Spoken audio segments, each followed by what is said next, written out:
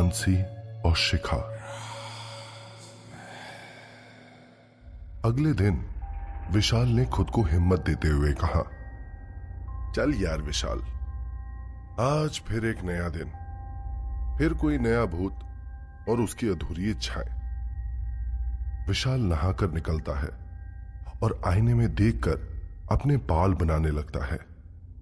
तभी उसके पीछे उसे कोई दिखाई देता है, एक लड़की जिसने लंबी सी स्कर्ट पहनी है जो जगह जगह पर फटी है, और उस लड़की के सारे बाल उसके चेहरे को ढके हुए हैं। विशाल पलट कर देखता है, लेकिन वहां कोई नहीं होता है। विशाल वापस आईने में देखता है, वो लड़की विशाल के और नजदीक आ गई होती है। विशाल घबराने लगता है। वो आईने में देखते हुए पूछता है, कौन हो तुम? लेकिन वो लड़की कोई जवाब नहीं देती है। विशाल फिर से पलट कर देखता है, लेकिन वो लड़की उसे नहीं दिखाई देती है। तभी विशाल को उसके पीछे एक अजीब सी डरावनी आवाज सुनाई देने लगती है। विशाल डरते हुए पलट कर देखता है। तभी आईने में वो लड़की अपने बाल हटाती है और बालों के पीछे से उसकी डरावनी सी शक्ल सामने आती है, जिसे देखकर विशाल की चीख निकल जाती है। उस लड़की का चेहरा पूरी तरह से खून से सना हुआ है। उसकी एक आंख उल्टी है, जिससे खून बहता जा रहा है। उसके होंठ बुरी तरह से फटे हुए हैं। चेहरे पर कई गहरे जख्म और कटे के निशान हैं। सूखे फटे गालों से जमीन पर रेंगने वाले लिजलिजे कीड़े रेंगते जा रहे हैं। वो गुस्से से विशाल को घूरती है और अचानक विशाल की तरफ लपकती है। विशाल चिल्लाते हुए अचानक से पीछे हटता है और लड़खड़ाकर गिर जाता है। लेकिन तभी बंसी और मुरली उस लड़की की आत्मा को उठाकर विशाल के कमरे से बाहर ले जाते हैं। मुरली कहता है, डरने की कोई जरूरत नहीं है, ऐसी चुड़ैलों से निपटना हमें आता है। विशाल की जान में जान आती है। वो कुछ देर फर्श पर ही बैठा रहता है। उसके चेहरे पर चिंता की लकीरें साफ दिखने लगती हैं। रात के 11 बजते ही विशाल होटल राजमहल पहुंच जाता है।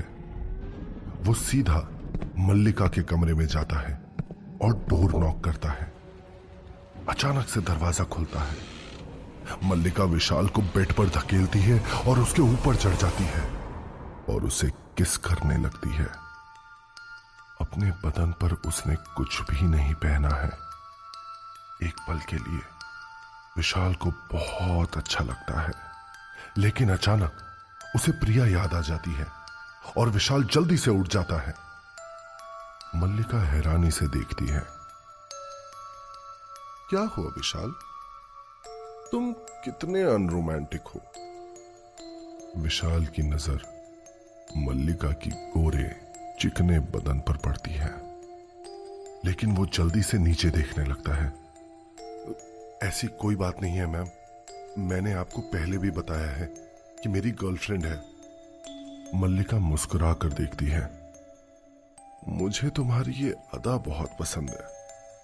वो खुद को कंबल से ढक लेती है। बोलो विशाल, मेरी याद कैसे आ गई? विशाल नीचे ही देखते हुए बोलता है, आज एक लड़की की आत्मा मेरे कमरे में आ गई थी। बंसी और मुरली ने मुझे उससे बचाया। मेरे साथ ये सब क्यों हो रहा है? मल्लिका गहरे शब्दों में कहती है, कुछ ही लोगों को अच्छाई पसंद आती है।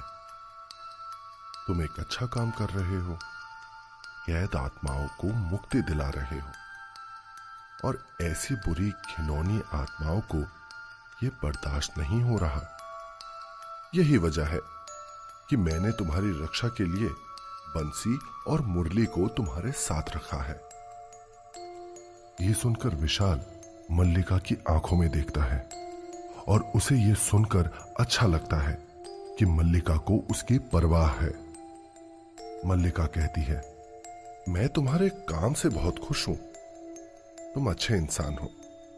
काश तुम मुझे पहले मिले होते तो मैं तुमसे ही शादी करती।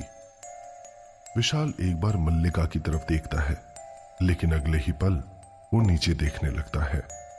होटल में फैला सन्नाटा आज विशाल को अजीब नहीं लग रहा। अपने रिसेप्शन डेस्क पर खड़ा विशाल धीरे धीरे पैरों की आहट को अपने करीब आते सुनता है। विशाल ने देखा कि धुंधली सी दो आकृतियां उसकी ही तरफ आ रही होती हैं।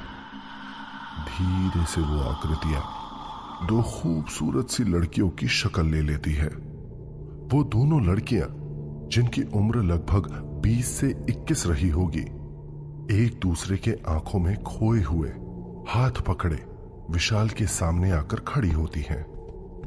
लड़कों जैसे बाल वाली लड़की ने रिसेप्शन डेस्क से अपने रूम की चाबी उठाई और वो दोनों लिफ्ट की ओर बढ़ गईं। उन दोनों लड़कियों की नजर एक दूसरे से हट ही नहीं रही होती, जिसे देखकर विशाल को भी थोड़ा अजीब लगने लगता है। उन लड़कियों के जाते ही विशाल जाकर रिसेप्शन डेस्क पर बैठ जाता है। विशाल दूर से ही उन दोनों लड़कियों को लिफ्ट की ओर जाते देखता रहा। उनमें से एक लड़की, जो दिखने में काफी कुछ लड़कों जैसी लग रही होती है, लड़कों जैसे कपड़े, डेनिम जैकेट और लड़कों के जैसा ही हेयर स्टाइल, लेकिन उस लड़की से ठीक विपरीत उसके साथ वाली लड़की होती है। लंबे बाल, प्यारी सी डिंपल वाली स्माइल के साथ सिंपल सा पहनावा। कुछ देर बीते ही थे कि तभी एक जोरदार चीख पूरे होटल में गूंज जाती है। उस चीख के गूंजने से पूरे होटल में एकदम अचानक से अफरा तफरी का माहौल हो गया। इसी सब के बीच विशाल ने उस लड़कों जैसी दिखने वाली लड़की को भागते हुए देखा। उस लड़की को इस तरह से भागते देखकर कोई भी ये सोच सकता है कि जरूर कुछ तो गड़बड़ है। भागते हुए वो लड़की जोरों से सिर्फ एक ही नाम बड़बड़ाए जा रही होती है, मानसी, मानसी। उस लड़की के होटल से बाहर जाते ही होटल एकदम से शांत हो गया, ऐसे जैसे कभी कुछ हुआ ही ना हो। उस लड़की को ऐसे भागता देख विशाल हैरान हो गया। अभी तक तो सब ठीक था, अब ये अचानक क्या हो गया? विशाल खुद में बड़बड़ाते हुए उसी दिशा में जाता है जहां से ये लड़की भागते हुए आई थी। 7th floor, room number 7005। विशाल जैसे ही उस कमरे के सामने पहुंचा, विशाल की तो जैसे सिट्टी पिट्टी गुम हो गई। सामने का खतरनाक नजारा ऐसा था जो किसी का भी खून सुखा देता। विशाल के चेहरे का तो जैसे रंग ही उड़ गया।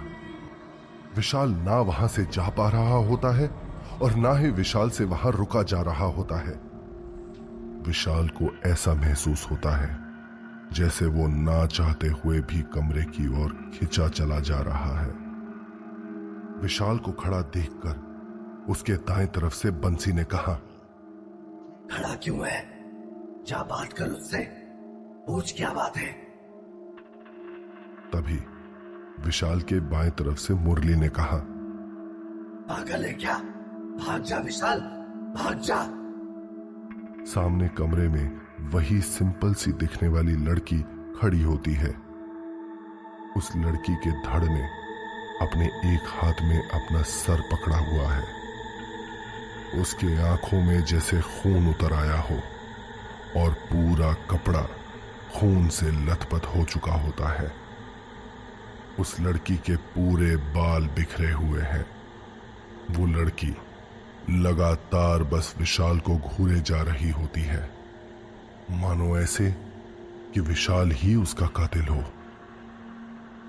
लड़की धीरे धीरे विशाल के करीब आती है और विशाल के कान के पास आकर बोलती है, मेरे कातिल को मेरे पास लेकर आओ। उस लड़की की खौफनाक आवाज सुनकर विशाल के रोंगटे खड़े हो जाते हैं। विशाल उस लड़की को अपने करीब महसूस कर पा रहा होता है। इतना बोलकर वो लड़की इतने जोरों से चीखती है कि ऐसा लगा कि उसके साथ पूरा होटल चीख रहा हो।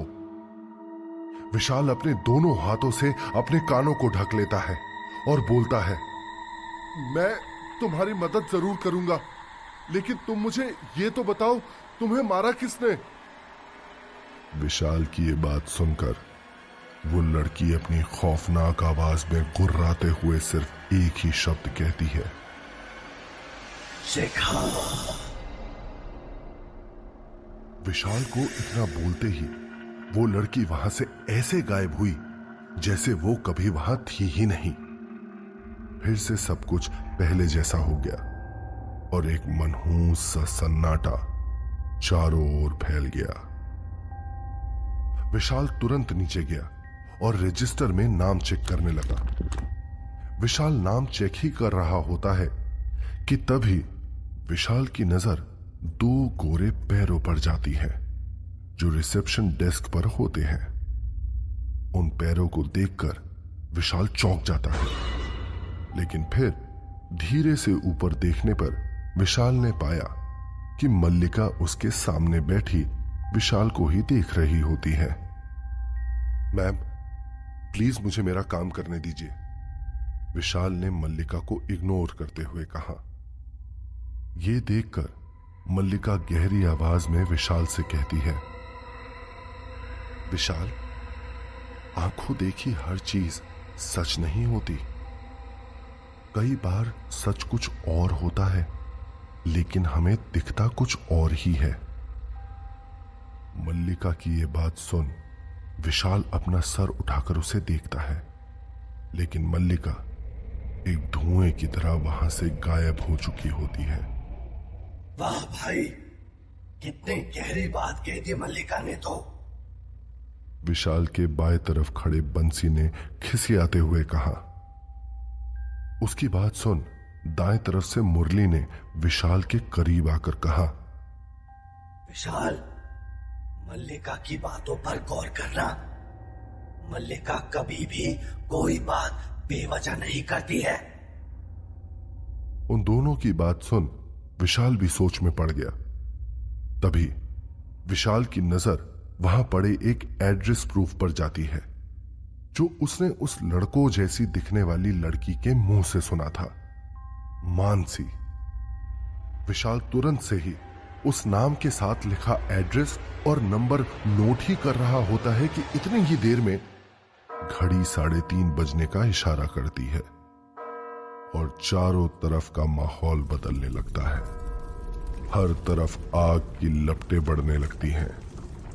लोगों की चीखें, बच्चों के रोने की आवाजें विशाल को एक बार फिर झंझोड़ने लगती है। विशाल तेजी से भागता हुआ होटल से बाहर आ जाता है। घर पहुंचते ही विशाल ने देखा कि हर तरफ अंधेरा है। लगता है लाइट चली गई है, विशाल ने बड़बड़ाते हुए कहा। विशाल की बात सुन उसके बाएं तरफ से बंसी ने कहा, भाई, लाइट ला जल्दी, मुझे अंधेरे से डर लगता है। उसकी बात सुनकर दाएं ओर से मुरली ने हंसते हुए बोला, आत्मा होकर अंधेरे से डरता है। अरे, कौन सी किताब में लिखा है आत्माएं अंधेरे से नहीं डर सकती? बंसी ने झुंझलाकर कहा। उन दोनों आत्माओं की बातों को इग्नोर करता हुआ विशाल जैसे ही अपने कमरे में घुसा कि अचानक पूरे कमरे में रोशनी हो गई। हर तरफ गुलाब की पंखुड़ियां और बलून्स दिख रहे होते हैं और इन सब के बीच में प्रिया एक पिंक कलर की शॉर्ट ड्रेस पहने बैठी हुई है। ये सब देखकर विशाल शॉक्ड हो जाता है और मुस्कुराते हुए बोलता है, ये सब क्या है प्रिया? क्यों, पसंद नहीं आया क्या? प्रिया ने विशाल के शर्ट के बटन खोलते हुए कहा। विशाल ने प्रिया को कसकर अपनी बाहों में भरते हुए कहा, बहुत पसंद आया बेबी। ये सब देखकर दोनों आत्माओं ने एक दूसरे को देखा और फिर बंसी ने कहा, चल भाई मुरली, लगता है हम आत्मा भी सिंगल ही मरेंगे। इतना बोलकर वो दोनों आत्माएं वहां से चली जाती हैं। इधर विशाल धीरे धीरे प्रिया के ड्रेस को शोल्डर से नीचे करके उसके कंधों को चूमने लगता है और देखते ही देखते दोनों ही एक दूसरे को पैशनेटली किस करने लगते हैं। किस करते करते दोनों एक दूसरे के कपड़े भी उतारने लगते हैं। विशाल और प्रिया एक दूसरे में खोने ही लगे हैं कि तभी विशाल की नजर अपने कमरे में लगे शीशे पर जाती है, जहां उसे मल्लिका उसकी ओर ही देखते हुए दिखती है। मल्लिका का गुस्से से लाल चेहरा, जो अब गुस्से के कारण और ज्यादा डरावना लग रहा होता है। मल्लिका को देखकर विशाल एक झटके में प्रिया को खुद से अलग कर देता है। विशाल के इस बर्ताव से प्रिया चौंक जाती है और फिर गुस्से में विशाल से बोलती है, विशाल, ये क्या बदतमीजी है? मैंने तुम्हारे लिए इतना कुछ किया और तुमने मुझे धकेल दिया। उस राजमहल जाकर तुम भी पागल हो गए हो। इतना कहकर प्रिया गुस्से में पैर पटकती है और वहां से चली जाती है। प्रिया के जाने के बाद विशाल फिर से आईने में देखता है तो उसे वहां कोई नहीं दिखता। इन सब हादसों से थका विशाल जैसे ही बेड पर लेटा, उसकी आंख लग जाती है। विशाल की जब आंख खुली तो उसने सामने आईने में देखा तो उसे अपने ऊपर झुके हुए दो चेहरे नजर आए, जिसे देखकर वो हड़बड़ा गया और चौंकते हुए बोला, तुम दोनों मेरे चेहरे के पास क्या कर रहे हो? विशाल की बात सुन उसके दाएं तरफ से मुरली ने कहा, अरे तुम सो ही ऐसे रहे हो कुंभकर्ण की तरह, तो हमें लगा कहीं हमारी इच्छा पूरी करते करते तुम हमारी तरह मर तो नहीं गए। उस आत्मा की बात सुनकर विशाल ने चिढ़ते हुए कहा, अरे यार, अब सोने तो दे दो चैन से मुझे तुम लोग। विशाल की बात सुनकर बाएं तरफ से बंसी ने कहा, तुझे सोना है तो फिर शिखा को ढूंढकर उस आत्मा की अधूरी इच्छा कौन पूरी करेगा?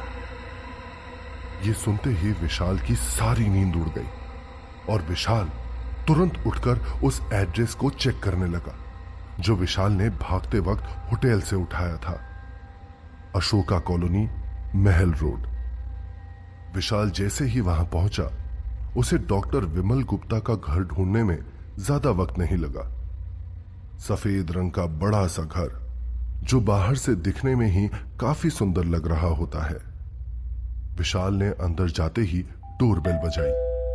तभी विशाल को अंदर से किसी के आने की आहट होती है, जो धीरे धीरे विशाल के करीब आते जाते हैं, लेकिन काफी देर होने पर भी किसी ने दरवाजा नहीं खोला। यह देखकर विशाल ने फिर से डोरबेल बजाने के लिए हाथ उठाया ही कि तभी दरवाजा खुल गया। विशाल ने देखा कि सामने एक अधेड़ उम्र का व्यक्ति खड़ा है। उस व्यक्ति को देखते ही विशाल ने कहा, माफ कीजिएगा सर, पर क्या मैं शिखा से मिल सकता हूं? विशाल के मुंह से यह नाम सुनते ही जैसे उस व्यक्ति के चेहरे का रंग उड़ गया। उसके सारे हाव भाव बदल गए और उसने विशाल को ऊपर से नीचे देखते हुए कहा, तुम हो कौन और तुम मेरी बेटी को कैसे जानते हो? उस व्यक्ति का सवाल सुनकर विशाल हड़बड़ा गया और कुछ देर सोचकर जवाब दिया, वो एक्चुअली मैं उसका कॉलेज फ्रेंड हूं। विशाल की बात सुन उस व्यक्ति ने कहा, ओ, अंदर आओ बेटा, मैं शिखा का पापा हूं, विमल गुप्ता। माफ करना, पर तुम इस वक्त मेरी बेटी से नहीं मिल सकते। डॉक्टर विमल की बात सुनकर विशाल कंफ्यूज हो गया और बोला, लेकिन क्यों सर? क्योंकि मेरी बेटी शिखा अब मेंटल हॉस्पिटल में है। डॉक्टर विमल ने अपनी आंखें नीची करते हुए कहा। डॉक्टर विमल की बात सुनते ही विशाल की आंखें खुली की खुली रह गई और विशाल के आंखों के सामने उस लड़की का चेहरा घूम गया जो होटल से मानसी नाम चिल्लाते हुए निकली थी। और तभी विशाल की नजर उस कमरे में टंगी एक तस्वीर पर ठहर गई जो उसी लड़की की थी जिसका नाम है शिखा। डॉक्टर विमल ने आगे कहा, माफ करना बेटा,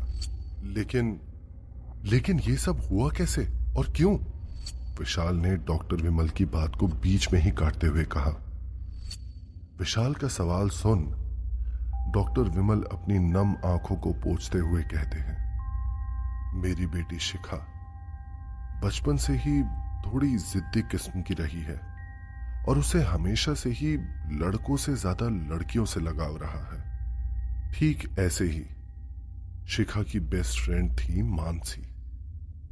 दोनों हमेशा साथ ही रहते थे।